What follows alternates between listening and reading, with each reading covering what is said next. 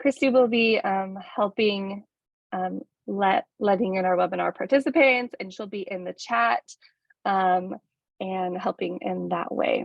All right, so just to kind of go over some norms, you know, this is unlike how I like to teach, right? Just kind of talking and sharing without a lot of engagement and input. I hope the chat will be engaging place. If you have questions, feel free to put them there, but I'm just going to lead you through a lot of screen sharing, walking you through the unit, but we will be taking some pauses after each task set, so we can answer some questions. So here we go. One of the very first things that I did want to do, actually, Christy, would you mind putting this link in for the slideshow into the chat? I did just want to acknowledge the patterns approach design principles. I know we probably have a wide range of teachers on this webinar. And so some of you might have seen this document. Some of you have been teaching patterns for a really long time. So even if you have not seen this document, you might understand the patterns approach really well, which is fine, but it's very likely that there's many new teachers. And if you would like, you are welcome to go ahead and put in the chat, you know, what school district you teach in, whether it's in Oregon. I know often we have teachers from out of state too.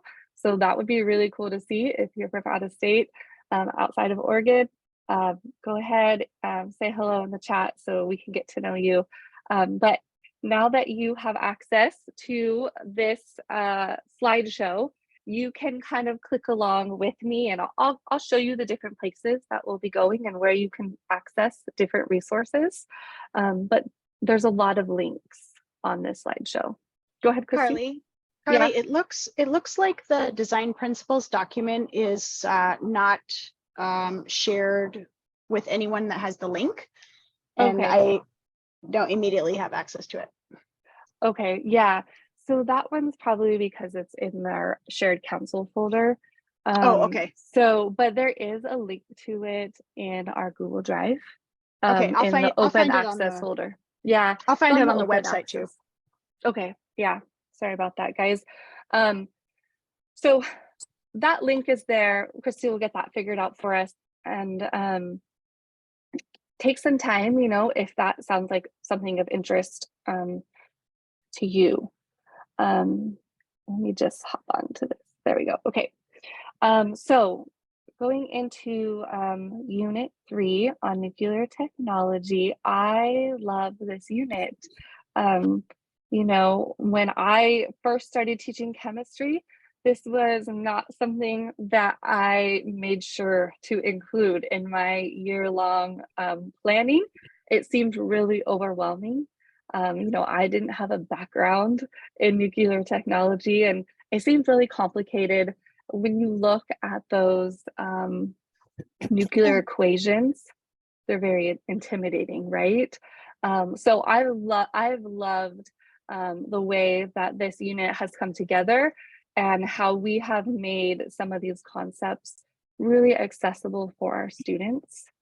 And I also love the storyline. So let's take a quick look at it. There's two different unit planners that we have available. You know, obviously with distance learning, the last couple of years, we had to shift gears. So we still have our distance learning planner available, but many of us are using the in-person versions. And to be honest, a lot of the activities are very similar for this unit. So I'm going to click on this link. Oh, look at all of our teachers from all different places now that I can see the chat. And this is what our unit planner looks like. From my shared screen, you are seeing the Google Doc version, right? Like if you were to save this file, not a copy of this file, but to save the link to this file, you might view it from this perspective as well. We've recently updated this unit planner, so we always put when there's an update. But if you weren't able to access this webinar and the slideshow, you could go to the Portland Metro STEM Partnership website, as I know many of you guys have been to before, and you'll find your way to the high school science. And here is our link for chemistry. And we do have, our unit planner is broken down by each unit. And when you click on Unit 3, just something to note is that our distance learning versions show up first. So just kind of be aware of that. If you're not doing distance learning, you'll want to just skip down. So this might be another view as you might see it on the website. Okay, so hopping back over to that unit planner, I just want to call out that we have a lot of resources here at the top, and we've recently kind of reorganized and tried to make this a little bit streamlined, where we have our unit specific activities right on the far side here, and then our resources that are available for every unit kind of on the right side of the document. If your students are writing a CER, there's a resource there. If you need help with running a whiteboard meeting, there's resources there. So I just want to call that out because maybe that's something that you might skip through. So in this unit, we have the opportunity for our students to explore the phenomena related to nuclear technology, but also more specifically, they begin with nuclear waste disposal. And so here's our phenomena. Nuclear waste disposal is a problem locally and globally, but nuclear power is a bridge to reducing carbon dioxide emissions, and nuclear weapons have had significant historical impacts. So I love this phenomenon. I love that students have a multitude of ways to approach this phenomena, whether it's, do I want a nuclear waste disposal site in my neighborhood, to potential opportunities for solving dilemmas related to climate change, and then of course the historical perspective with nuclear weapons. So our students will be engaged throughout the unit investigating this question or trying to answer this question: should we continue to develop nuclear technologies? And I really like the global society perspective that we can give to it as well. So you can see our NGSS, the standards there linked to help you with that. And then we're gonna hop into each of our units. I see Christy has our design principles all worked out in the chat. Thank you. Each of kind of these rows here are our task sets. And we're gonna go through these via the slideshow so that we don't get a little too overwhelmed here by all the text. We're gonna break things down just to like the key takeaways and the basics so that we know how to engage our students in these activities or these task sets.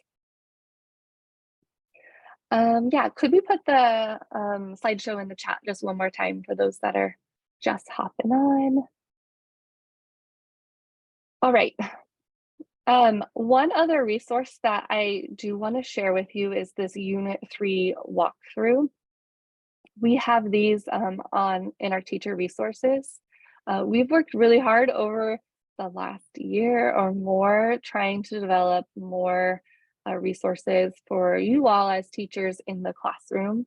So this is just a really quick way to get an overview of the unit. We let you know what phenomena we're exploring that's specific to the task set. We let you know kind of where students should be coming into their understanding. Maybe that helps you differentiate or provide resources for your students. And then we let you know what we want them to learn, kind of like where we're going. And then just very short details about the lesson. So this is a great document if you want to pull this up and kind of have it side by side here. like I said, we'll have a lot of different documents that we're pulling up. As you can see, my tabs are building. But this might be a good one to have up if you've got a second screen or, just kind of on the side. Yeah, I'll show you where this is. So 2 places right now, if you're in the webinar and you're following along on the slideshow, I have it linked right here. If you are on the task set, we don't have it. Oh, we do have it on the task set. It's right there. Okay, perfect. Got a little nervous there for a second. It's right here. But they're also put into all of our resources on the website in the teacher restricted folder, which you have to request access to as a teacher. So yeah, right up at the top. Okay, interesting. It's not on the distance one. It's only on the in-person one. Yeah. So Thanks. yeah, just very recently we have finished updating this Okay. in-person unit, and we've got the follow-up task to just go in there and align our distance learning planner. Yeah. How do you request access? So great question. On the Patterns website, you can click here and it has all the units, and down at the bottom it says restricted patterns Chem, and that is for access to all of the resources. I also just put it in the chat. There's a link that takes you right to the Google form in the chat.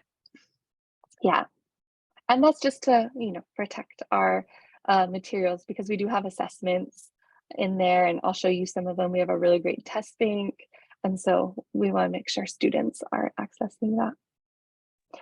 Okay, so like I said, you might want to have this walkthrough, or maybe you're just going to ignore it for now and you're going to look at it later, which is also great. Okay, so here's our roadmap of the unit. Our units all start with a unit opener. This is a slideshow, a way to engage students in the phenomena. Sometimes we have videos, sometimes we have readings, right? Trying to make it engaging. We'll talk about our driving question board. Our next stop will be to have the opportunity to read about, like, where do elements come from? There's many reactions that happen, and we find out how they happen in stars. A very quick opportunity to dive into some text. The next stop will be an opportunity to explore stability a little bit further and radioactivity. We'll then do a little sort and learn about different types of radiation. We'll have an inquiry lab related to half-life, which is really fun. And then our last stop is our nuclear technology discussion. And we'll talk about the different options that you might have there. And then, you've got some different choices for assessment that we'll talk about. So this follows the typical pattern of our units, with an opener, a few activities, a lab, and then, some sort of concluding project, whether it's engineering or in this case, it's more of a debate discussion opportunity. Okay, so let's take a look at task set 1. So like I said before, this is a way that we can engage our students. All of our task sets also include the opportunity to have our students generate questions, the things that they want to know. We call these the driving question board, or the DBQ. You might see the acronym DBQ. And so if you choose to do this full activity, we also have a flash internet debate, which I'm about to show you. And this is a really good opportunity because right at the beginning of the unit, they have a chance to debate really without a lot of research, or possibly without background research. And that's going to be in stark contrast to our final task set, where they will have done a lot of research. And hopefully they'll have some really good evidence to back up their claims. So right up here, I have the link to our slideshow, our Unit 3 opener. And we've got our essential question there, should we continue to develop nuclear technologies? And there's a couple videos, I won't play these, but it's just kind of, they're basic about radiation, is it dangerous? Students might have some ideas about radioactivity. They've heard that before. There's nuclear power. So it's just to kind of give a little bit of perspective and information to kind of frame, where we're at a little bit. We have an article here that is specific to nuclear sites. And this is going to help us frame the internet flash debate question for our students. And so you can have students look at this on their own. They can look at it. You guys can read it together as a class. You can assign it ahead of time.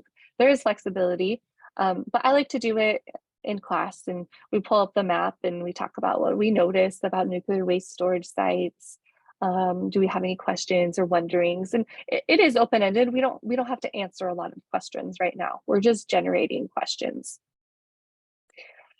So then here is the problem or the question we begin to ask our students. Portland, if you're not in Portland or in the metro area, feel free to use another electrical company, right?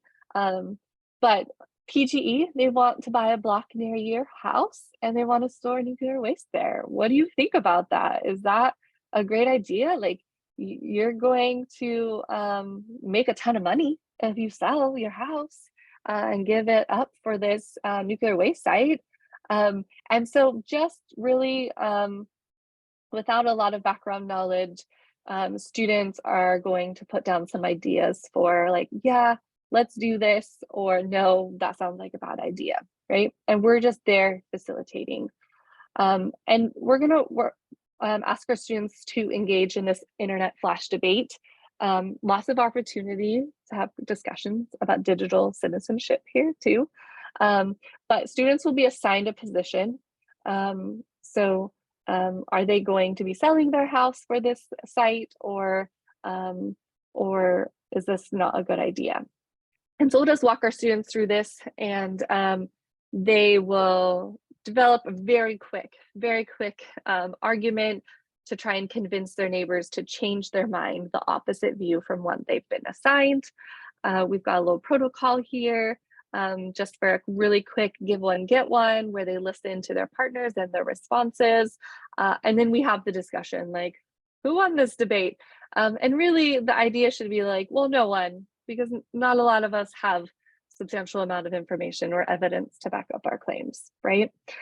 So it's just a little bit of an engaging piece to get students involved in this discussion. And then we have kind of our normal setup here for generating questions. So we have our, what have you heard? And what do you know about nuclear technologies or radioactive waste or radiation? And this protocol asks our students to write down these questions or these wonderings on little Post-it notes or sticky notes or slips of paper. There's lots of ways to do this digitally with Jamboard, right? We can give our students opportunity to share out with their questions. So there are some flexibilities here. And if you look at the teacher notes for this activity, you'll have some more resources for how to do the driving question board. But I do have a couple examples of some questions that students come up with. So let's, I'm going to show those to you. They are linked in the teacher notes. Down at the bottom, examples of student-generated questions. These are some questions that my students have come up with. I don't know if you've taught something similar, feel free to put any of these in the chat that you've also seen your students ask, or questions that maybe you think your students would be interested in. But surprisingly, they have a lot of questions and they don't know the answers to them, right? So they're pretty candid about the things that they know and they don't know. So lots of questions about nuclear energy, nuclear waste. And we like to group them. In my class, we'll like kind of find themes so that we can try and see if we have more questions in one area or not. Often teachers have a little bit of nervousness about this because it's like, how am I going to answer all of these questions for my students, right? And you don't have to be prepared to answer all of them right there on the spot. But the year that I generated, I think I might have generated this list, we went back and at the end of our unit, we answered all of these questions in one way or another. So that was pretty cool to see.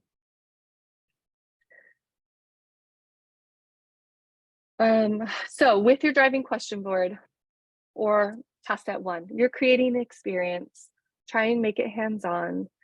It's great to have some resources for students to access, have those post-it notes, have students write down their questions, and then have them bring them up to the board, group them by common themes. So the big takeaway here for task set 1 is, you know, just the opportunity to engage in this phenomena and come up with some ideas about how nuclear technology has both advantages and disadvantages in society. And it might be okay if you have more disadvantages than advantages, that'll be okay. Okay, so do we have any questions about task set 1 before we move on to the next task set? Oh yeah, great point, Sarah. I have not yet seen any other questions, but Great. if something comes up for you, go ahead and throw it in the chat. Let's keep going then.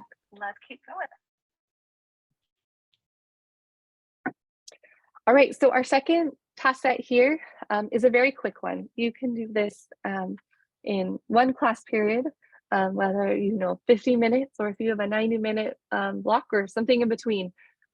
It's very quick. So the whole purpose is for our students to watch this video and read some readings about how elements are formed and write up a summary. So the video is really great. It's a little bit older, but it's from NOVA, and they just do a really good job of explaining like how these elements just like are builded upon, right? Like starting with hydrogen and helium, and it just kind of goes and goes and goes. My students like this. This is something that they like might vaguely have some ideas about, but they don't really comprehend or understand. So we do have these leveled texts if you want to click on them on your version. They're also in our task set and in our teacher notes. I believe starting maybe on this first one, this one might be a little bit on the easier side for reading. And then the ones at the end might be a little bit more upper level. But it's just a great way to highlight informational reading, right? Informational writing, because sometimes, you know, in science, we get so excited about our labs and all of our activities that we don't take the time to do this. So pretty quick, pretty easy. The big takeaway here is that stars create elements. And then there's some reminder or introduction discussion about elements being stable or unstable and radioactivity. So do we have is there any questions about those before we move on to task set 3? Okay.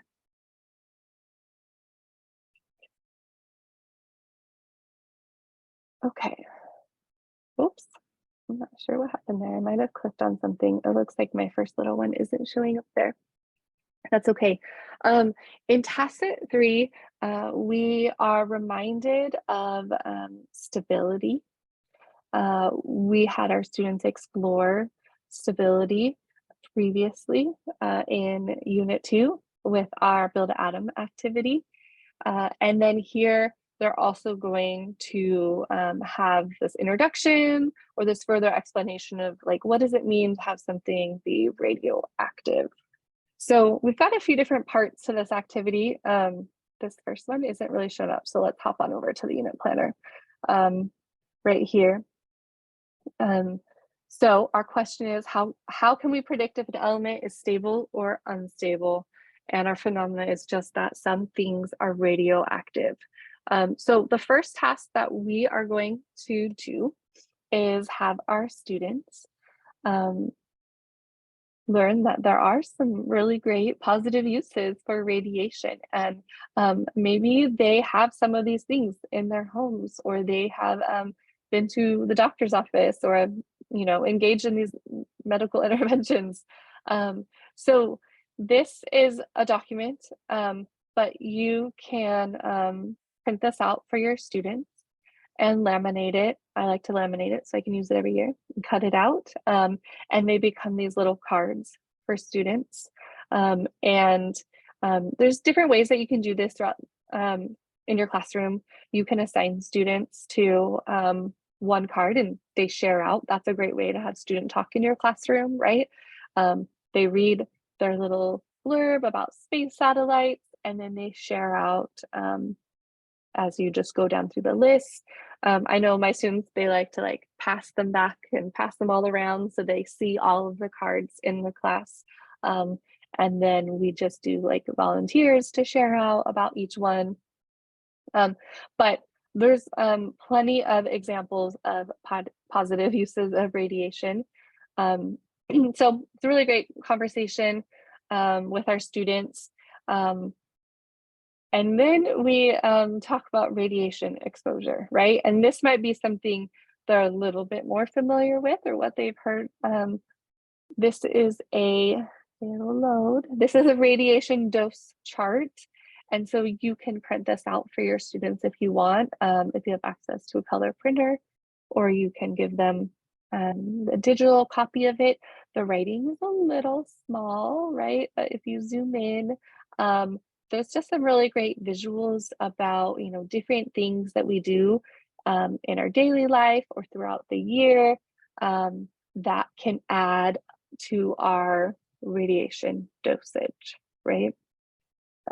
So it generates some good questions, that our students have, and they go through and they kind of calculate or figure out how they are exposed to radiation by some of their behaviors or activities that they do. Yeah, okay, so I see that question about ionizing radiation and non-ionizing. We are going to get to that in the next activity, actually. So that's kind of part 1 and 2 of task set 3. Just exploring positive, beneficial uses, that radiation exists. And then this really fabulous video, we won't play it, but I'll just kind of click on it here. And it is the most radioactive places on Earth. Have you shown this to your students before? It's really good. Yeah, Christy has. It's really good. It's 11 minutes. And it just, it goes through all of these different things.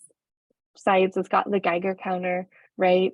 It's really good. Students really enjoy this video. So it's great.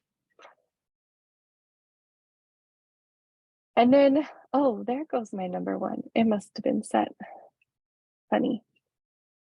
Yes. Okay, so Christy, where is the most radioactive place on Earth? Should we reveal it? No, you got to watch the video. It's great. You got to watch the video. The students are always surprised, the classic answers like, oh, Chernobyl or Hiroshima or something like that. So we just kind of take a poll around the room and see what they think. Hanford, right? And then at the end of the 11 minutes, he reveals what it is. So it's a pretty great video. Veritasium puts together some really nice videos. Yeah. Okay, so we won't reveal it. The chart we've got in our teacher notes. So these are our little teacher notes for this task set that helps you go through that beneficial use of radiation. And then it's right here. This visual. So you can pass that out or give your students digital access to it, right? And then there's the video, right? So our teacher notes, I hope they are helpful for you, because we've been working on trying to get as many details in there as possible. And then kind of the next part of this task set is, oh, maybe there's the answer there. Okay, I'm gonna quickly hop off there. Some of you might have seen the answer, the most rated place on earth. Okay, oops. And then students have an opportunity to do some practice with these concepts, and this is where we get back to an atom, right? We get back to, okay, so what's going on here with radiation and radioactivity? And we're going back to this idea of stability. Some of your students might remember this well, but many of them might not from the build an atom activity. And so we've got, you know, our little island of stability. You might have seen this before, but this has our students kind of just walk through each atom and kind of plotting out. I think some of the formatting is off on this version, that's the Word version. But you might need to help them a little bit with figuring out like how many subatomic particles is in each one. And, you know, there's some questions here to help them kind of process this and kind of figure out what's going on with our stable and unstable atoms. So that's practice that you can do in class, or if you need to assign it as homework, right? If your students will do homework, that's wonderful. But yeah, that you've got some teacher choice on that, because these activities can be pretty quick, right? Also along this task set, we have the opportunity to explore different careers. We're trying our best to include different careers as much as possible into all of our unit plans. So in this case, we learn about a nuclear medicine technologist. And so there's a little career profile video about nuclear medicine and those that work as the technologists in this field. This is a career profile, so there's just you know, information about salary and education. Job outlook is excellent, which is cool. Oh, I keep clicking on that. There we go. And then there's a medical dosimetrist as well, and that one pays a little bit more. And so they're you know, a little bit more on like the treatment side instead of like the technologist side. And so some of our students that are really into medicine and maybe want to do research to cure cancer, they might really enjoy this career as they are part of an oncology team. So good opportunities to explore those careers. Okay, so at the end of our task set here, our big takeaways are that some nuclei are unstable, or they don't have the right ratio of neutrons to protons, and they try to become more stable or have the right ratio. And so we call these elements radioactive, and this radioactivity, we can use it for good, but it can also be really harmful. And then the other takeaway is just that career learning piece. All right, how are we feeling about task set 3?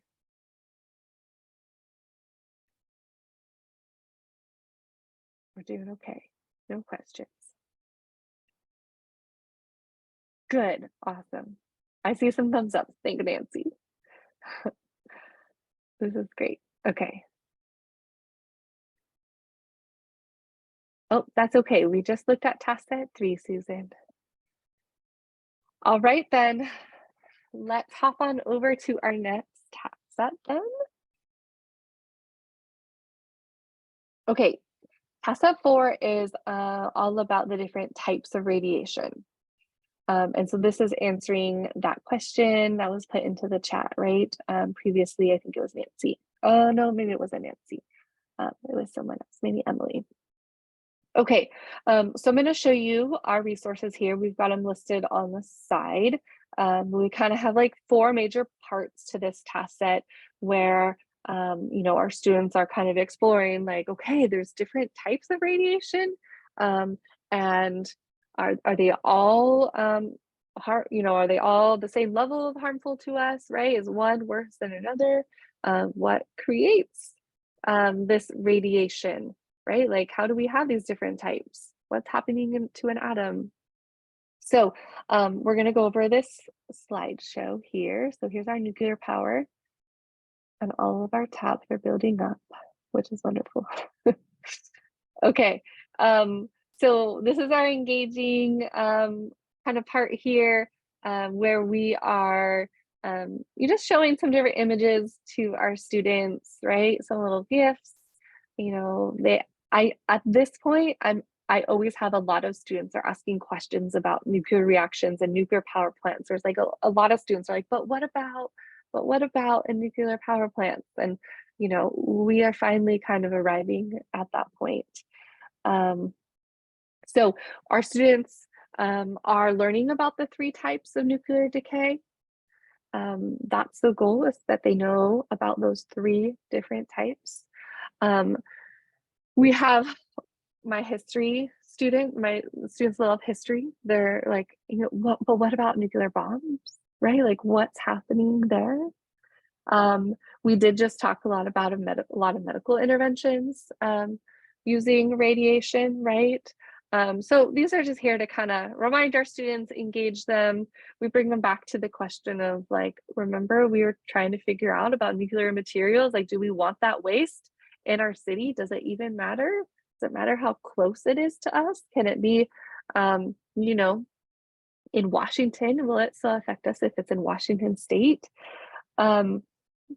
Here is the video about what happens in a reactor, right? So they've been kind of waiting up until this point to see what's going on here. And so we get our question for the activity of like, okay, so we use uranium, right? And then what happens then, right? Like we use some of it, right? We use all of it. What's the leftover part? Is it still uranium? What's going on here? And so our students are going to do a little radiation investigation. And this is where they have a little sort. So we've done sorts throughout our different units, right? If you've done like our chemical reactions with the different types of reactions, we do a little sort. But the question is, what happens to leftover uranium in spent fuel rods, right? After we've created power. And this is really getting at like, okay, that nuclear waste, why is it a problem, right? And so we are going to share some observations with our students. These are some uranium atoms. They've been observed and recorded. I'll show you the spreadsheet. And we watched it until it was stable, right? Because uranium, it's not so stable. And we put this information in a data table, and we need you guys as our class to figure out what's going on here. So let's look at this spreadsheet. So you can do this digitally if you have access, right? Chromebooks, computers. If you need to edit it a little bit to make it a little bit more printer friendly, that's fine too. But essentially what we have here is our starting atom, our uranium-238. And then we see it go through its reaction and its ending atom. And then here are our observations. And we are going to ask our students to group the observations into 3 different groups. And we have that highlighted there because that's kind of like the key task that they need to do just to help them kind of stay focused on their purpose. And they are going to group them based on their observations. And in their little work group, they're going to think about what do they see that's similar about the items in this group. And we're going to have them do a little share out. So if you look at these here, right, they can make they can group them based off of like, does it let off gas? Is it warm? Does it glow? Does it make someone sick? And like, how sick do they get? Is it skin damage? Is it related to their breathing? Do they grow tumors? The cell damage, like how do we stop the cell damage? Do we need lead, right? Is it aluminum, paper, smoke, right? There's all these different things. So we let students, they do that sort, and then we give them the opportunity to share out, right? And we're listening to them. If they don't sort them perfect, that's okay, right? We're just giving them the opportunity to share out, and to notice, right? To notice patterns, identify patterns. And then we start walking them through, okay, so find your group that starts with uranium-238 and it ends, with what it ends with here. And then we as a class get all on the same page of our sort.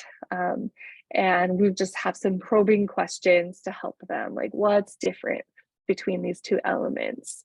And we're just gradually getting them to hopefully identify and define the different types of radiation, right? With our alpha, this one is our alpha radiation. And we walk them through our beta radiation. And then we've got, does it say, there we go, gamma radiation on the next slide, right? So these questions are here just to be probing questions, right? To get them to hopefully do some critical thinking, to have a better understanding about like why these groups of elements have similar observations. Carly, Yeah. when you do the initial sort, are they sorting alone or are they sorting in groups? I think in groups, that way they can have time to have student talk, right? Like we want to hear that language where they're using the names of the subatomic particles and they're trying to make sense of it. And prior to this, they have not been exposed to any decay. Right. Correct. Yeah. Right. So, we're not giving them, a little primer about alpha and beta and gamma decay, right? Because we want hopefully that like natural aha moment of like, oh, okay, I can see this pattern. I can see that this is what some of these elements are doing to try and become stable. And if you notice here on our spreadsheet, right, like these are all the reactions that are happening, right, until it becomes stable, because it's working its way through stability. So once as a class, we've noticed these patterns and we've been a little bit more explicit at the end about, okay, these ones, the mass is changing by 4, right? On group 2, the mass doesn't change, but the atom changes. And then in group 3, the mass and the atom don't change, but it's still causing damage. What's going on there, right? Like we're being more explicit about that. Then we have a little interactive so that they can explore a simulation of this. So I'll click on this. And this is the Marie Curie's lab. Maybe you've seen this on CK12, but here's our question. Why are some elements radioactive? Awesome robotic language. So we can kind of skip through that part. But it just helps our students visualize this a little bit more. I move some of my stuff around here. So then, they can have these reactions occur and, this can be a little overwhelming for students at first, but we're gonna help them figure it out, right? Help them get there. As they're, let me move this, okay. As they have now identified the patterns, right, and they're exploring the little simulation, we do have a student template that they can kind of follow along with to help keep track of their learning. So this is where they're sorting the different things that they're noticing for the decay patterns, and we give it the science name and any additional information that we tell them about it. They can capture that there. Then on this page is where they can start writing in some of this stuff from the simulation, their word model, right? So that's the equation, and then they can draw a picture of what's happening, right? And so they'll do that for each of the radiation parts there. Okay, so that's there. And then to just kind of pull it all together, right? We've just got a quick little CER. So we started off with that question of what happens to uranium once it's used in a reactor, right? Like, is that the nuclear waste? Is that dangerous, right? And so we give them a little language supports to make a clear claim. They use some evidence from the activity. Hopefully they've picked that up kind of along the way. And then some radiation. And so we give them a little prompt of, this is when you describe the 3 types of radiation and what they do and which one's dangerous and which one's not. So that'll be enough for a lot of students. If you have time and you have students that can take a little bit of a deeper dive, there's an application question there that's about radon. And so they can draw a little model to kind of show what's going on there.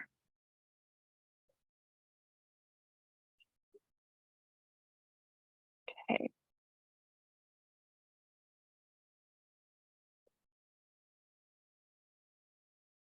So for TASAT 4, our big takeaways. Our students are identifying the 3 types of radiation, and they're recognizing that they harm the body to varying degrees. They should be able to explain that radioactive elements decay until they are stable. And the elements are not safe until they have finished decaying. And they should be comfortable using that language, right? Alpha, beta, gamma, and the word decay, right? Okay, so let's take a little pausing point here at the end of TASAT 4. Any questions, wonderings? We had a question in the chat earlier that was asking about like what do we do when we have students who maybe need a little bit more support with sorting? Like it's not immediately obvious to them how to do that. What would you say about that? Yeah, we talked about this as a council a little bit too, is like, okay, scientists have this problem all the time. They always have data that is just a pile, this mess of like, what is all this information? And not all scientists know right off the bat what they need to do with it and which things go together and which things don't. So let's just look for similarities first. Let's just start off on this first one. Okay, in this first column after its name, it lets off gas. Are there any other elements that let off gas? And you can see, okay, right here, this one, it lets off gas. Okay, are there any others, right? So just looking for similarities is a really great way to do this, I think. But I think it's also super important when students are struggling with a skill, that's okay. Like tell them like, okay, we're learning just how a scientist would learn, and they struggle with these things too. And it's a progression, right? It's a progression. Okay, so TASAT 4, really great. When I think of nuclear technology, like how maybe I first started teaching it, or maybe even the way that I learned about it, I probably like only learned this, right? I probably only learned the 3 different types of decay, and then I only wrote nuclear equations, and then we were done, and that was it. right? But it can be so much more, and we can relate it to our students' life, make it engaging, applicable for them. So, all right, and now we're getting to our Half-Life lab. This one's really fun. Like most of our labs, if not all of our labs, our students have the opportunity to engage with another phenomena, right? That's related to our unit phenomena. In this case, we'll look at it and how it's related to nuclear chemistry. But they'll make a wild guess, right? And remember, our wild guesses is like, okay, what do we think will happen when we haven't collected any data, right? It's okay if we're really far off. That's kind of the point. So we haven't collected any data yet. We haven't recognized patterns. We haven't made sense of our data. So we'll make that wild guess. And we'll write up our research questions so that we know what we're trying to better understand and come up with a prediction. We'll do our best to graph it. We'll collect our data. We'll graph our data so we can visually see the pattern. We'll make sense of our data. We'll discuss it with our classmates to try and come to a consensus. And we'll have a conclusion, right? That conclusion will have a data-informed prediction. We'll hopefully have a confidence level, and then we'll try and test it out on a similar phenomenon. All right, so here are our slides. And so just kind of looking at these slides, you can kind of see, just like some of our other inquiry labs, they're kind of set up in the same format, walking our students through. Let me take a sip of water. I'm not used to talking this much. Walking our students through this process. So we can have our students identify the mathematical patterns produced by radioactive decay, alpha and beta, over time. And we can use this, now that we've just learned about it, we can use this relationship to make data-informed predictions about the ages of fossils and rocks. And then, our language objectives is using, math, graphical stuff and words, right, to explain all this. So some of us have some background knowledge already about the Hanford site, so feel free. You can supplement this, you can enhance this. There's lots of great resources out there about the Hanford site. So this is just like a little engaging piece. Do what you need to do with this, right? When I mention fossils to my students, like, that's all I have to say. They love talking about fossils, and anytime like dinosaurs come up, right? It's great. So my students get right into it right away. So we asked them to make this guess of like, it's kind of far out there for my students. When we ask them this question, they're like, I don't know. How long would it take a 5 kilogram sample of plutonium-239 to decay until it's considered safe? It's like, I don't know, right? And that's fine. That's fine. So our research question is, how does the number of radioactive atoms depend on time for each isotope under study, right? So we're helping our students a lot as we engage in this wild guess and research question. Lots of questions come up about, how do we measure radiation? If you watch that video, the most radioactive places on Earth, right? You could see their Geiger counter that they have. I think we had one of these in our classroom too. It was just kind of fun to have in the classroom, just so they can kind of hold it and see it in person.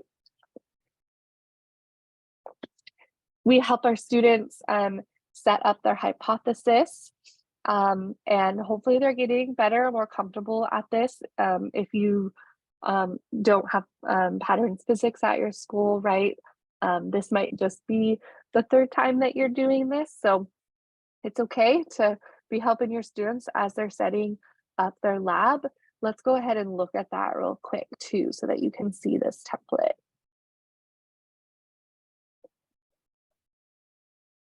And so if you look at this lab template, it looks like a lot of our other lab templates, right? And these like yellow areas are just there to like remind our students of like, those are the things that you need to fill out, right? So we're helping our students fill this out. There's, you know, the procedure there. We'll go over that. They've got their data table, and we'll have our links to our graphs, and then all of our supports like we usually try to include for the data discussion, and then, you know, making our data informed predictions and conclusions, right? So I hope that is familiar to you by now, hopefully. So when we are looking at this lab in terms of the procedures, obviously, like, we can't work with the real thing. So we make little baggies. I use candies, Skittles. I like Skittle. I prefer Skittles over the M&Ms. The chocolate kind of gets gross with M&Ms, but it's possible. But you just need something that has two sides. The Skittles have a little S.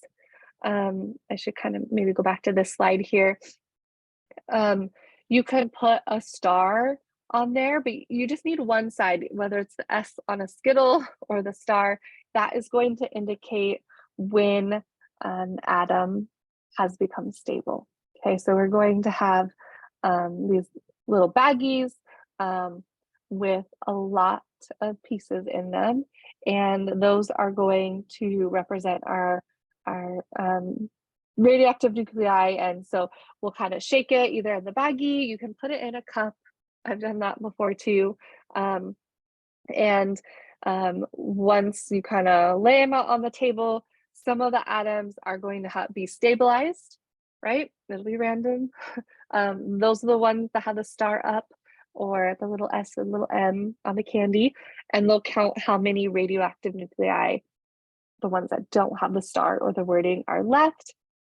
And they're going to record that in their data table, and then they'll keep doing this process until they've gone through 4 radioactive decays or half-lives. So they'll have their data, and they can put it into Desmos. Again, on the template, there is the link. So some of your you can do this different ways. You could just split your class up, and half can be representative of iodine isotope, half of them could be plutonium. If you have lots of time, maybe they'll do both, or even in partner groups or partners. One can be iodine, one can be plutonium. Groups of 4 work too, right? You have like 2 that are iodine, 2 that are plutonium, and they're working as a group of 4. So lots of flexibility in your grouping choices there. This pattern is a little bit tricky, right? Because we've got, you know, exponential, an exponential pattern here. So my students struggle more than they do with some of the other patterns, but we help them out, we give them support. Yeah, we do have a dice simulator. I have not used that dice simulator myself because I've always just done this in person. I believe on our teacher notes, there's some information there. And I remember Andrea, if you guys know Andrea from PPS, and maybe Jome, they have some notes there about possibly some coding or something like that that you can just copy and paste. Thanks, Nancy. Dice decay. Okay. So we have some questions to help our students make sense of this data, right? At this point, it's okay if they don't understand like the equation right away, right? That's intimidating to me, and I even like math, right? It's okay.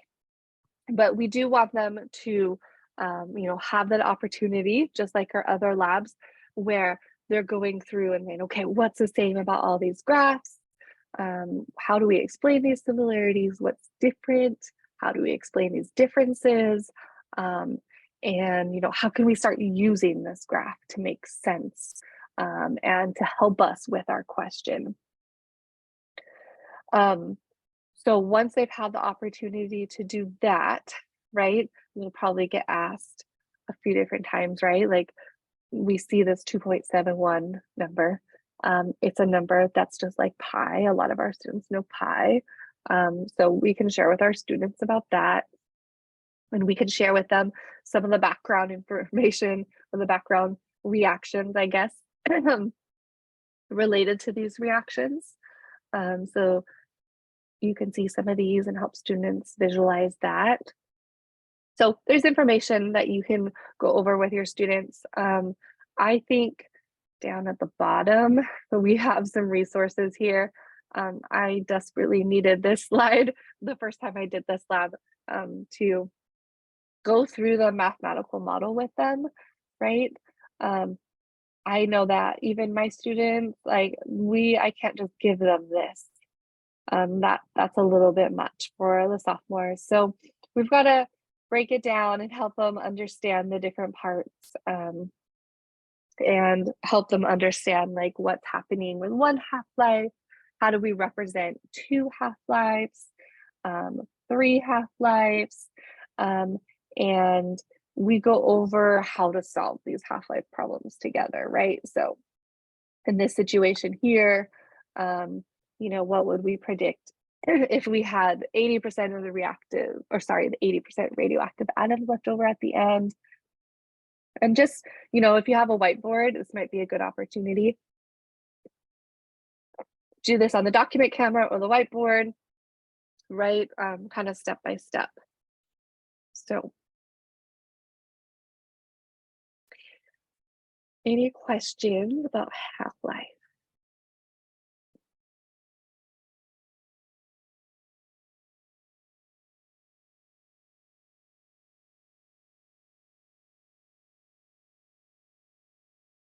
Okay, I see that you use that dice simulator in training. Okay. Okay, at the end of the lab, we always kind of like to pull it back, right, to our problem there at the beginning, related to fossils. Oops, sorry. I think it's actually, where is it? Oh, our data informed predictor. Let's see. I guess it is that fossil.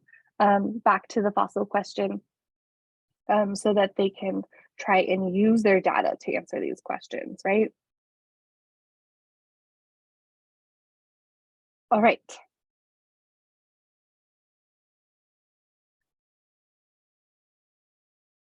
So task F5, big takeaway. We can use half-life. And half-life is the amount of time it takes for 1/2 of the radioactive isotope to decay, and we can use it to make predictions about the ages or the age of fossils or rocks. Any questions about that one? Before we move on to our last task set.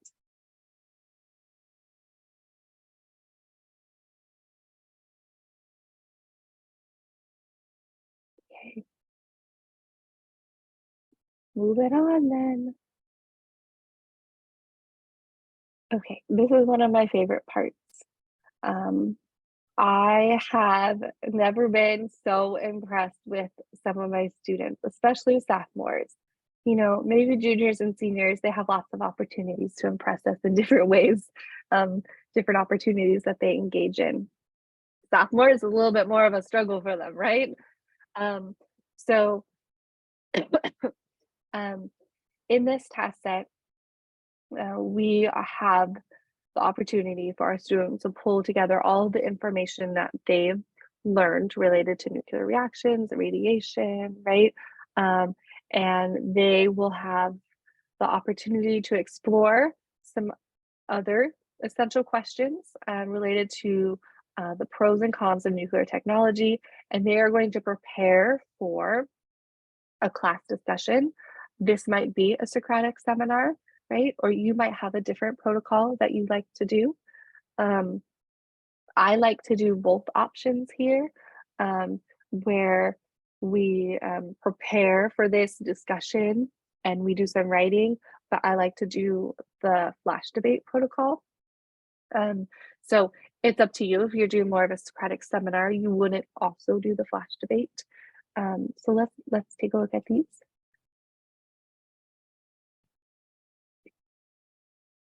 And students will need time for this too, especially if you are highlighting the writing part to it. So I have my students write these prefatory essays to help them be prepared for this debate or this discussion. So we have a few different essential questions here. And, you know, some of these questions are the ones that they asked at the beginning of the year, and you're welcome to also change some of these. Like if you've got some that students asked at the beginning of the year that you haven't really got to and you want to make sure you get to them, you can change those up a little bit. But I asked my students to pick 2 of these that they want to explore, or maybe they feel really strongly about, or they have a personal interest in, right? So, you know, here is this question: what should we do with nuclear waste in the long term? That was one of our very first questions with our internet flash debate.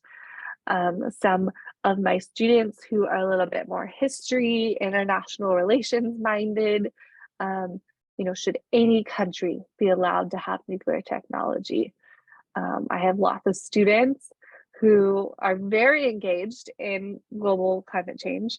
And so maybe they want to pick, is nuclear power the answer to global climate change, right? So you know your students, and you might be able to help steer them in to one question more than another. But they are going to engage in this little process of getting information for the discussion or Socratic seminar or flash debate. So we have a research phase. They can work together. It's a great way to do it. Divide up some of the videos and articles. You know, there's lots of flexibility. These are suggestions here. They will develop an argument, which is essentially the answer to the essential question. And we give them some supports to kind of keep track of this. But we want them to be knowledgeable. So in the discussion, they're expected to participate and be knowledgeable. And then they're going to write out their responses, right? So that way we make sure that it's academic, right? It's well thought out. Then we have the Socratic seminar for discussion, and then we have a little reflection piece at the end. So let me show you the resources. We have them divided by topics here. And there's a wide range of articles, videos, some images. You know, we've recently added a bunch here for environmental justice and Indigenous perspectives. So some really good ones there, like about Yucca Mountain. Nuclear medicine, nuclear bombs. So lots of links here. They're all hopefully still live and active. And your students can use other resources as well, right? And they can keep track of them. And I always tell my students, if they find something really good and useful, share it with me so I can share it with other students. Here are the kind of the guided notes, the supports that we give our students to keep track of their arguments. And we try and encourage our students to evaluate the questions from different perspectives. So what might be the environmental considerations involved with this question or problem? What are the social and cultural considerations? Are there any economic considerations? And then an additional place for notes. So these are just the supports for their writing up their responses. Their kind of their answers can be a CER. So they have 2 spots for that, and then they're ready to go. Okay. And I like to do the flash debate. You know, Avid has the Socratic seminar protocol, I'm pretty sure. And I know we have some different ones linked in our resources that are available to you. So this flash debate, while it has the word flash in it, it actually isn't super flash. It can take a little while. So let me show this to you. This is the teacher guide for the flash debate. So this gather evidence part here, we've already done this, right? And this is a little bit of generic protocol for flash debate, but we've included some of our like nuclear technology specific resources. We can give our students access to the resources for argumenting science, right? It gives them some of those sentence frames, right? So they have access to that academic language for having these kinds of conversations. So that's nice to have there. They have a template where they're going to keep track of their positions on the topic. So you can let students choose their initial, like, are they for or against nuclear technology generally, right? Or you could decide it, it's up to you. And then what I love about this protocol is that they caucus. So they get together with their like-minded thinkers. So all of the people that are pro nuclear technology, generally, like it has more goods than not, are going to get together and discuss and share all of their points and their evidence. And if you have a large class, you might even break this up into smaller groups, right? You know, if you've got 15 kids that are all like-minded thinkers for nuclear technology, you might break them up into some smaller groups, but maybe they can still report back to each other. The idea is that they're listening to each other, and it has the opportunity for them to pick up some of those ideas from their peers, and it gets hopefully everyone on the same page, right? The same playing field. You can walk around as a teacher, giving them the opportunity to you know, share their ideas with you, and if you need to help them like further develop their responses, you can, right? Then when you're ready for the flash debate, they're going to line up face to face. You can kind of think of a Congo line, right? A, B, and they will have timed amount of, you know, a certain amount of time to present to each other. It's great to have a big visual timer if you're able to do that. If you need to adjust the times, no big deal. And they're going to share. They'll give compliments, kind of right here in number 6. And then they're going to re-caucus. So then they're going to gather together in their groups, and maybe they want to be in slightly smaller groups within their caucus. And they're going to come up together, like how can they argue back? What is the strongest point that they heard? And what can they now say in rebuttal? So I love this, like they come back energized, they're fired up, they're ready to go. And you know, sometimes they hear arguments that aren't so great and they're like, oh, that wasn't even, you know, they can sometimes get a little too engaged, I guess is what I'm trying to say. So it's fun.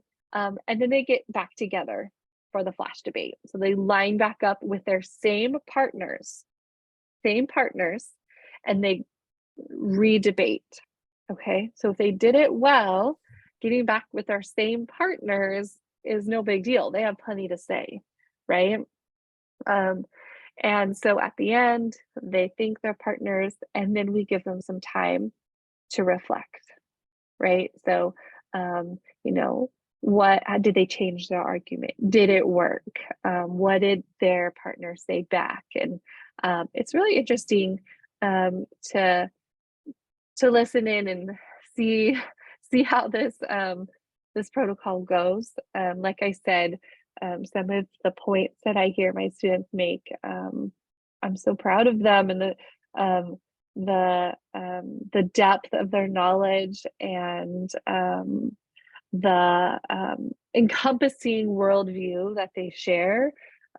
It is really wonderful. So that is the nuclear technology debate task set. I guess I should probably go back to that organizer just to kind of show you. Let's see, too many tabs at this point. Okay, so I'm also encouraging them to write down their thoughts, as we go through each part of that debate. And then I leave the backside of this open for them to write their reflection at the end. And I make it a quiet 20 minutes so they can write. And I say, write as much as you can, the whole 20 minutes. So that's just one way to do it. Absolutely. You've got the Socratic seminar, you've got your outer and inner circle. I know at my school we had a really great scored discussion protocol, and they got points for every time they had a certain discussion maneuver, I guess you could call it, when they made a claim, when they backed it up with evidence, when they complimented or gave a specific response to a classmate. So we would tally up all of those really great discussion maneuvers. So I really enjoyed that as well. Okay, so TASET 6. Big takeaway. This is the culminating event of our unit, right? They are now able to have an evidence-based argument, right? They can make claims, they can back it up with evidence, and they have plenty of examples of positive uses and negative uses of nuclear technology. That's really interesting to see where they land. We've had some little discussions in our council about some students get really fired up with this, how can we help them take the next step? Some students are inclined to take action, and we've mentioned tweeting a politician or having some kind of campaign or something like that to where they can share some of their learnings with others. So if you've got some experience with that, that might be a fun opportunity as well to kind of take all this discussion outside of the classroom. Okay, before we start to kind of wind things down, I do want to say that on our unit planner, we also have additional extra opportunity. And this just is another opportunity to focus on decay and isotopes, radiometric dating related to rocks and fossils. And it's more health science related. Sometimes it's a struggle to get all of those those earth science standards into our main content areas, right? Sometimes we can do it really well, other times it's really tricky. So that is there and available for you if you want that extra extension or opportunity.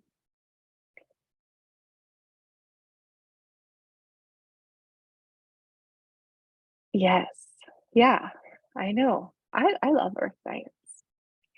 Okay, so you are welcome to use your Socratic seminar or your flash debate for the TASET 6 as your summative assessment.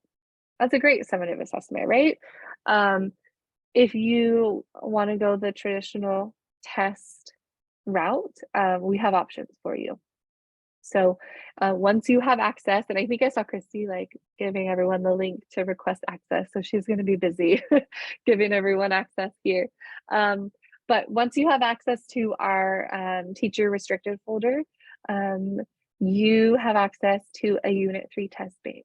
So let's take a quick look at this.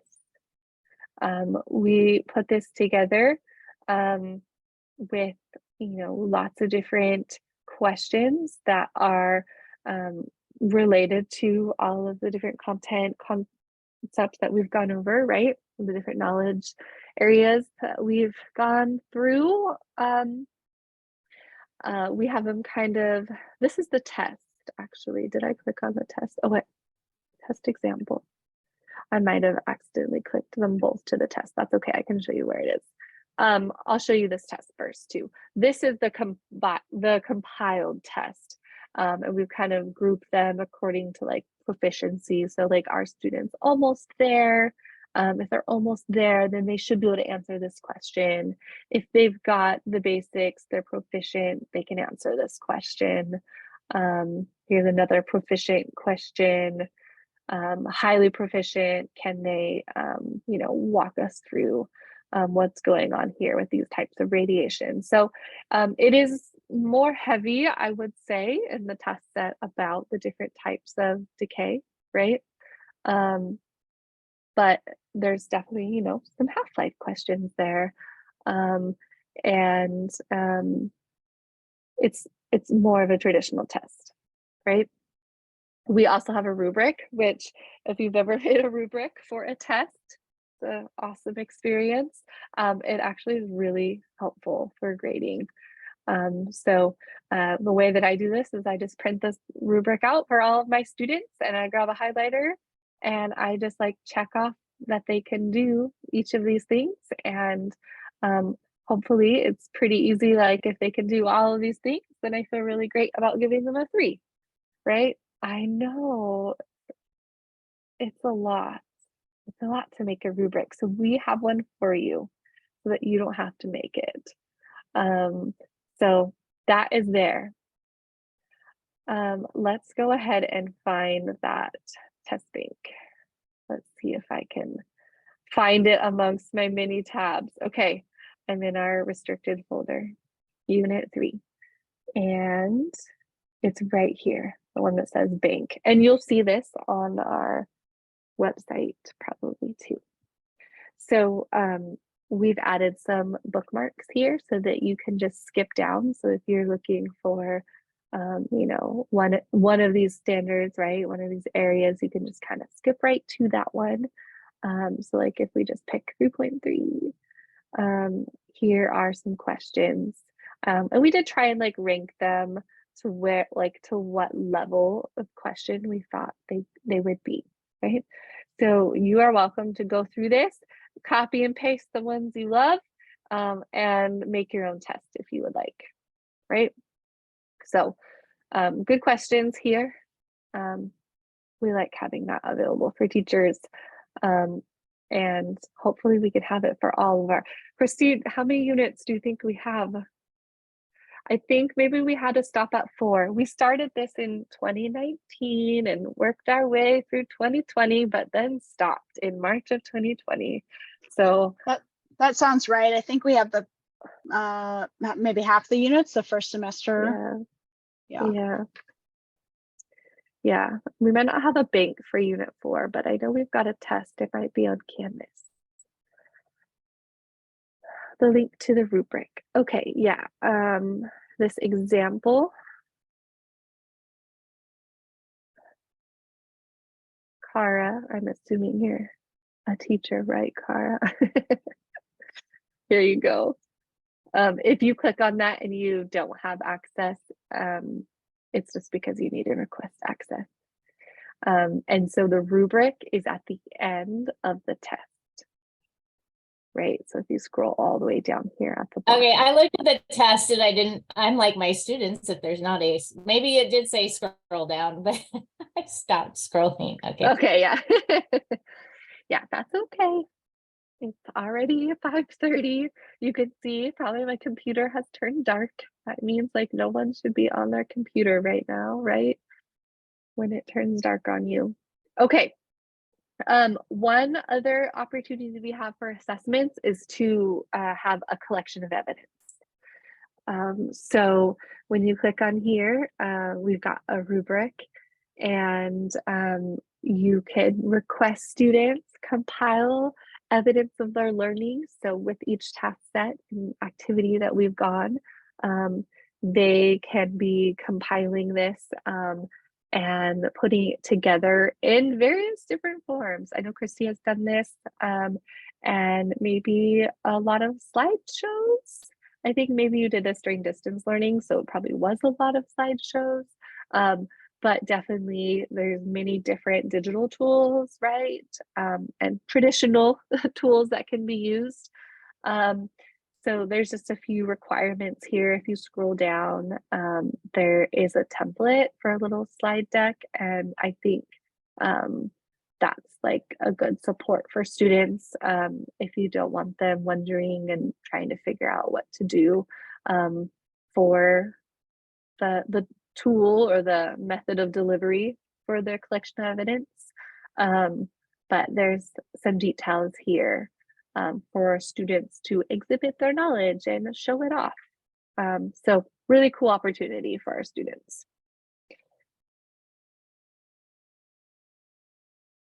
Okay. We did it. And that's it. We made it all the way through the unit. I love teaching chemistry, and I like or love all of our units, but unit 3, I think the storyline and the phenomena just really get me, because I went from just doing radiation and just telling my students about the different types of decay and giving them those nuclear equations and basically making them do simple math.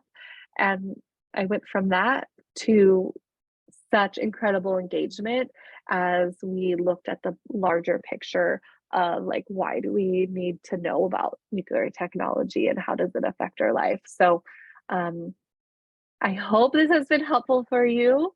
You know, I think I'm not used to the webinar life and talking so much, so I appreciate you being patient with me.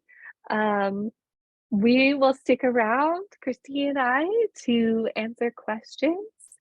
And I'm happy to go through any of these task sets or to show you around, you know, documents and organization that is always tricky. And we hope to point people in the right places and make it as easy as possible. But I know sometimes maybe we've accidentally made it harder for you. So if you are great, feel free to pop off and enjoy your extended weekend. Happy 3-day weekend, Veterans Day. We appreciate you being here and participating. So see you later. Those of you who want to stick around for questions, let's get right to it. If you put something in the chat, I might have just missed it, but I do see Nancy has a question. Yeah, I have a couple questions actually. Okay, great. First question is, when you're doing the flash debate, do you ever have issues with really imbalanced, like pro against, and how do you handle that? Yeah, I do. And you know, different years, it's different ones. Some of my students who are always engaged no matter what, right? Those ones, I know them well enough that I can say, hey, do you want to challenge yourself and maybe go this way? Or I think you have some really awesome perspectives that you could share with your classmates. Could you please discuss the con side instead of the pro side, or vice versa? So, you know, that's a handful of students that I can rely on, and they'll help me out in that way logistically. But some of them are like, no, I feel really passionate about this and I want to say this. One year I had almost all of my class, so like 20 something students on one side and like 5 on the other side, and those 5 bonded. They got to know each other really well, and I was surprised that they did get into it as much as they did, so it still worked out. Okay. Yeah. My other question was about, thank you, that's helpful. About the Half-Life lab, because I only went through it the one time in the summer seminar and we used the simulator. In the in-person version, you have them shaking for 3 or 10 seconds, and then they're either starting with 100 or 200. So there's still going to be 4 different graphs essentially. Is that how that works? Yeah, it depends on your grouping with your students, right? So I'm trying to think the last time that I did this, I think we split our class into those different groups so that they were just making the one graph, and then we were sharing our information. Right. Yeah. So in the simulator version, like you're Uh-huh. assigned your starting number and whether you're Uh-huh. iodine or plutonium. So Uh-huh.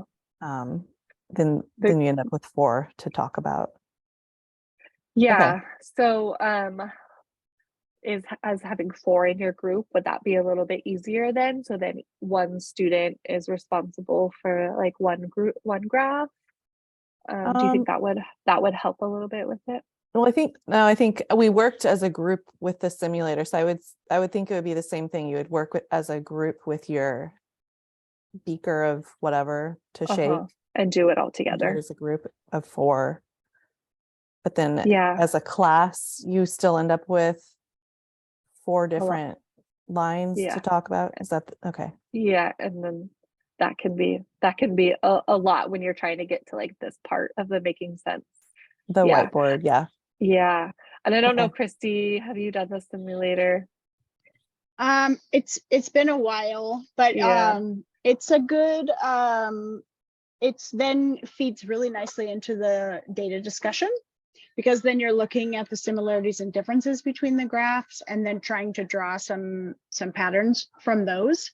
So I think you could make adjustments if you don't want to have that many graph options. You could definitely adjust it, but it can be nice also for the sake of the discussion. Let's see. I guess I I'm can- just a little confused because with the distance version,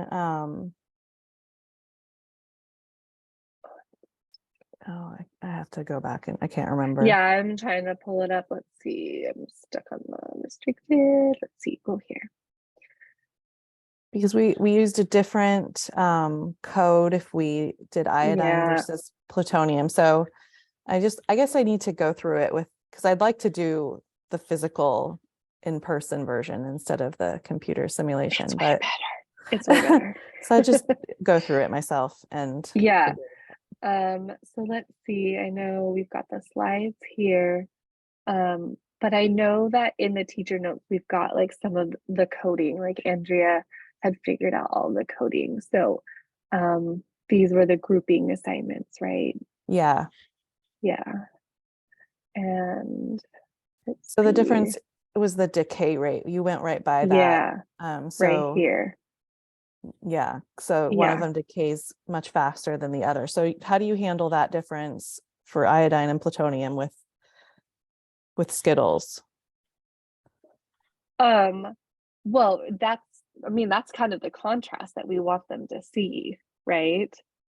That one is decaying faster, right, than the other. So But how do you get one to decay faster if you are shaking Skittles? I guess I'm just not clear on that step. Or do you start with different ratios to have it look like it decays faster? yeah, I think that's the 100 and the 200, right? Is that right, Christy? Yeah. Yeah. I don't think so, because I think that's just starting with a different starting amount of Yeah, your your starting amount is different, but it's also the half-life is different between the two groups.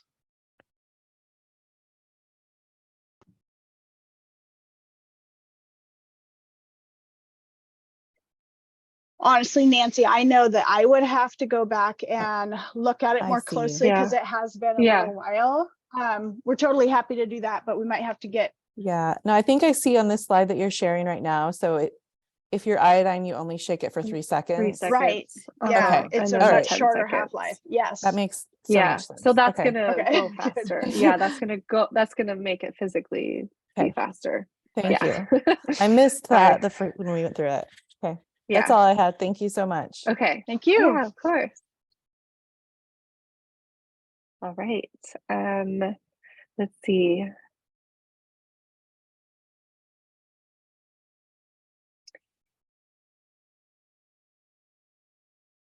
What other questions do we have? Let's see. I, So I I'm- see. Oh, go ahead, Kara. So I'm online only and we're on hexes. So I can only spend, I can only have 3 class periods per unit. Okay. And so I'm cutting acids and bases this year and trying to do nuclear. So, right now I'm planning on 2 days. Maybe I can push it to 3 once I sit down at Thanksgiving and look. But so what if I only have 2 days, what 2 task sets do you recommend? Of course, I'm most comfortable with the not the half-lives, not at all comfortable with that. The types of radiation. But I like the hooks of 1 and 2, and I tried to do, the uses, medical uses. So of course I like that. And now my talks on that are going to be so much easier. So I just wanted to get your input of realizing that I have 2 45-minute class periods. That's it with my Yeah. kids. Okay. That it's an insane schedule. Yeah. Okay. So I think you can do a little opener, but it's going to be super short, right? So you're like, just take a couple minutes. Students are going to generate a bunch of questions, right? Like pick one of the videos or something like that, or the question about, would you want nuclear waste in your neighborhood? Why would that be bad, right? Like keep that very short. Yeah, I think that might be their asynchronous Yeah. pre-think. Yeah. The task set 2 can also be done very quickly, but that can also be asynchronous. Task set 2, where they're writing about elements in the stars. So if your students do homework or asynchronous work, no reason to do this in class at all, Okay. right? Mhm.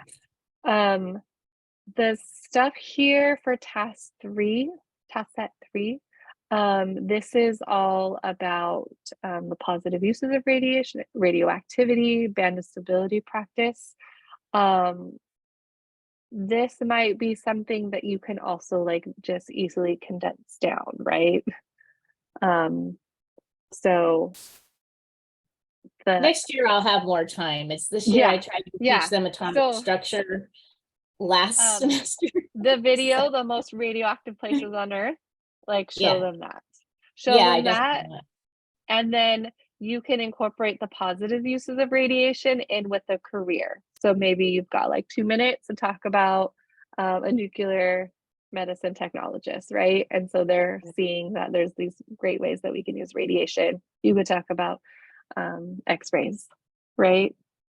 Mhm. And then the task set 4 is that radiation sort and that simulation with the nuclear equation. So you might want to spend more time here is maybe what I'm thinking. And maybe Christy has a different idea. I don't know. But yeah, you wouldn't have time for the half-life lab, and you wouldn't have time for the nuclear technology debate, I'm guessing. I particularly like the radiation day. I feel like that's so relates closely with things that they hear and see, on TV or online or whatever. And it's always such a negative connotation, right? Radiation is. And so I particularly like doing that task set because it sort of reframes the whole concept of radiation and how it can be harnessed for good things. The video is very good. And the other thing I really like about this task set is that it connects back to atomic structure. So when they did the Build an Atom PhET, they saw some atoms were shaking.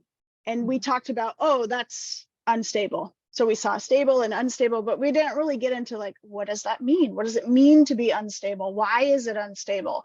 So it's a nice connector back to something that we've learned already.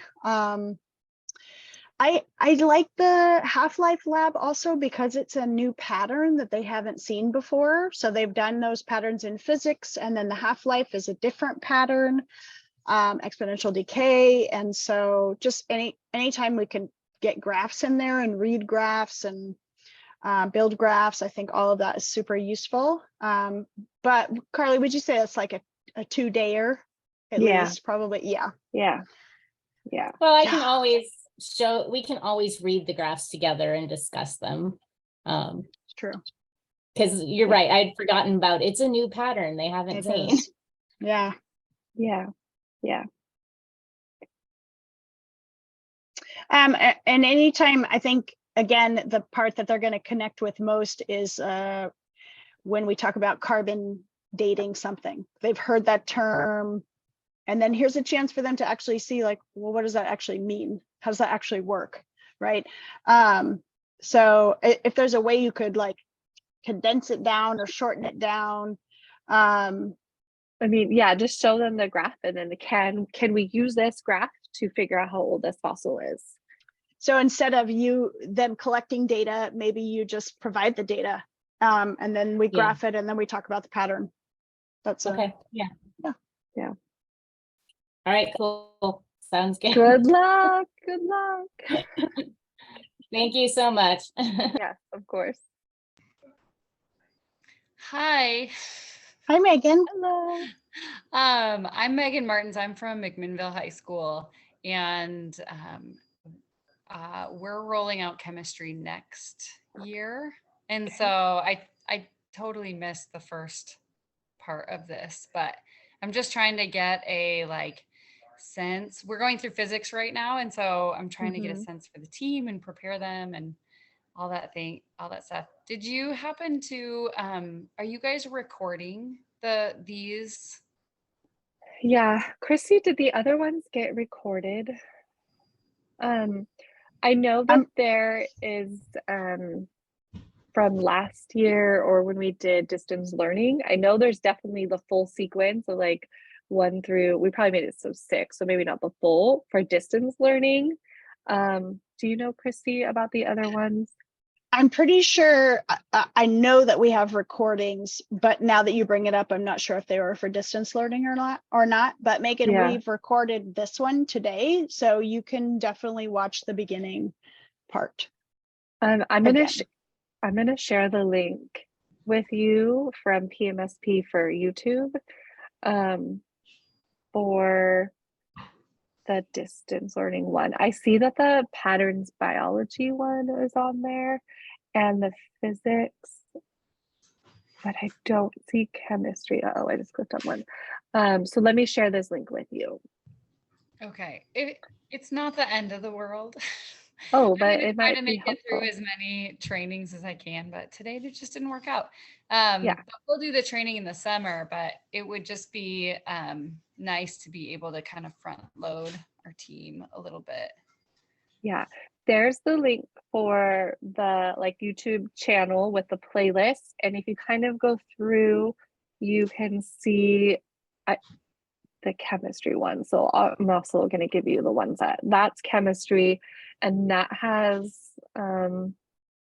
mostly the CDL stuff, but we really try to keep a lot of things the same. We just gave a simulation instead of a lab. So all the phenomena and everything are the same.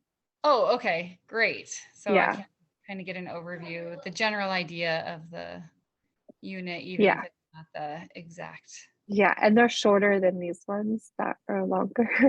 Okay. I think most of them are around 30 minutes. Maybe the first Oh, one's okay. a little bit longer. Yeah, which is a lot nicer. Great. Are you guys Portland Metro STEM or Salem Metro STEM? Portland. Portland. Okay. All Yeah. right. Nice to meet you guys. Okay, good luck. Thanks for coming. I know. Bye. Hopefully I'll make the next one. That's the goal. Yeah.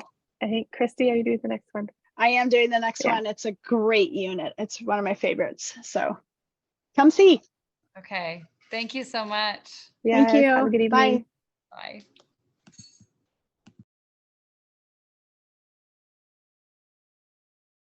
All right. Do we have any other questions? I just want to say thank you, those video links for.